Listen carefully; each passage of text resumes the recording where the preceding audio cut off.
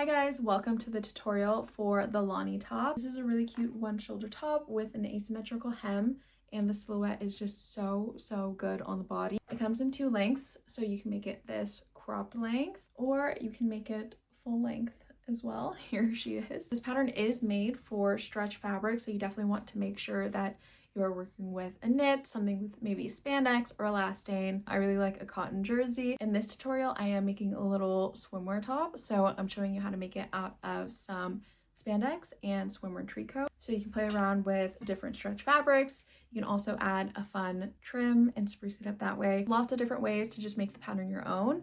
But with that said, let's go ahead and get started. So once you have your pattern printed out and put together, you can choose whether you want to make it the full or cropped length. The top comes together the same way regardless of whether you choose to make it cropped or full length. So when we're getting into cutting, we want to make sure that the greatest stretch is going horizontally across the body rather than up and down. So you want to make sure to check that before you actually go in and cut. And when you are done with cutting, you'll have a mirrored pair each of your main and lining fabric. They could definitely be the same fabric, but I just want to show you for the purposes of this video in contrasting fabric. So here are all of our pieces. We're going to align it so that we have fronts and backs facing. So we'll have one lining to one main fabric. What I'm going to do is set my lining fabric right sides up and then place the corresponding main fabric right sides together with the lining. So we'll make sure that these are lined up really nicely, and then we're going to go ahead and start pinning or clipping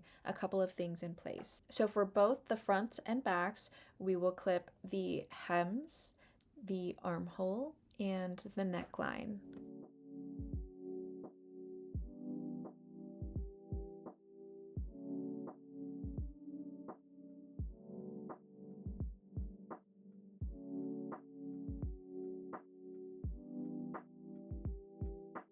So everywhere that we just clipped, we are going to go ahead and sew in place. Our seam allowances for the entire pattern are 1/4 inch. And I am using my serger for this just for simply ease of use, but if you have a regular sewing machine, you can most definitely make this top. You'll just use a zigzag or stretch stitch for all of your seams.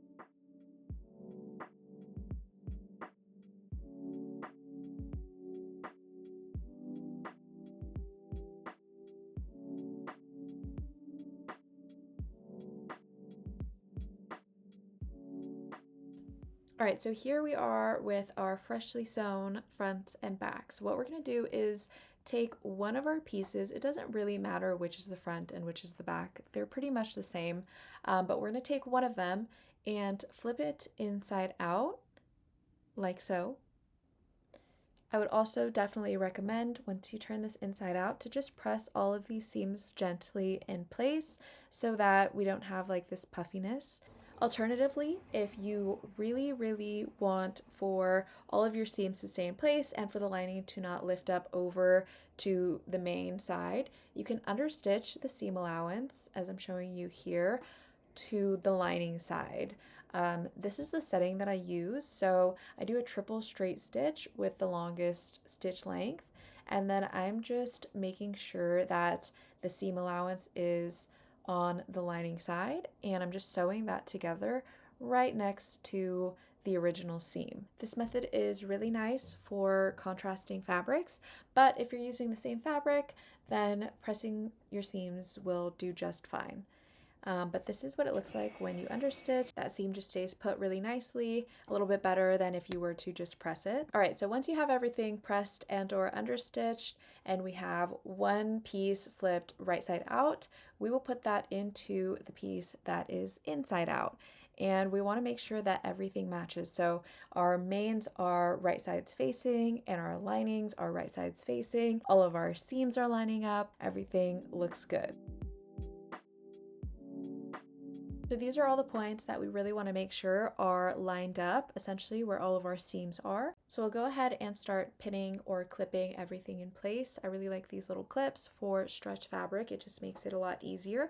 And what I'm doing is I'm going around the loop that is created by putting the side seams together. So you'll see that you're pinning in one continuous circle, and you will also be sewing essentially in a circle. For the shoulder seam, you can also go around in a circle if you like to do it that way. I actually just do one straight line across. I find that it's a little too small for my liking to go around in a little loop. It can be argued that it gives you a cleaner finish if you do it in a loop rather than just straight across. So it's really up to you. Now, before we actually sew this together, we want to make sure that we're leaving an opening on one of our lining side seams. So I'm just going in with a little pen and marking my opening. It can be like 2 to 3 inches. And you're just going to start at one end of the opening and stop right at the other end. And for the other side seam, you'll sew the entirety of the loop, and don't forget to sew the shoulder seam as well. Also, when you're sewing the longer side seam, you're gonna wanna make sure that you are pivoting at the point on the hem where the main fabric and the lining fabric meet. I'm using my sergers, so I just started and stopped the seam right at that point, since it is quite difficult to pivot on this machine. But if you're using a regular sewing machine, then you can just go ahead and pivot there. And once you have all those seams sewn up, then you're gonna go ahead and locate the opening and flip your top inside out. This is the most fun part because you really see how everything comes together. And all that's left to do is close up that opening that we left on the lining. So we're gonna go ahead and flip it inside out and either top stitch or hand stitch this opening closed. If you want your top to be reversible, I would definitely recommend using a ladder stitch so that you have a nice invisible closure there. But since I'm definitely not going to be wearing this one inside out, I'm just going to go ahead and top stitch with a triple straight stitch, just nice and close to the edge there. And then once you have sewn from the beginning of the opening to the end and it's nice and secure,